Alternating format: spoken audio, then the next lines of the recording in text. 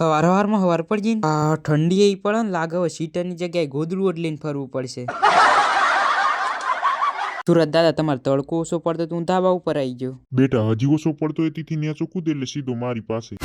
ઓ તમે તો સિરિયસ છે, જલ્દી થઈ જાય. હું તો મસ્તી કરતો હતો. હવારમાં 10 નું નુકસાન કઈને બેસી જાય આપડે રિક્ષામાં. ખબર નહીં હવારમાં કોનું મોઢું જોયું તું. લાગે જાતનું જ જોઈ લીધું તું.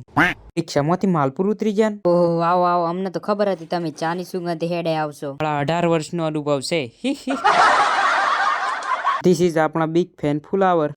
ઘેરાઈ નું બેસી ગયો તો દેતા હળગાવા. હું ખોલી એ માચીસમાં હળી નથી હોતી તો પછી કિસ્મતમાં ફોલોની તો ચોથી હોય.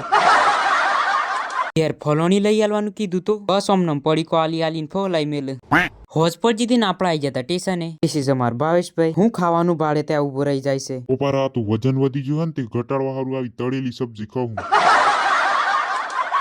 તમે એટલામ લાઈક ફોલો કરી નાખો, હું એ મારું એટલામ વજન ઘટાડવા સારું ખાઈ લઉં.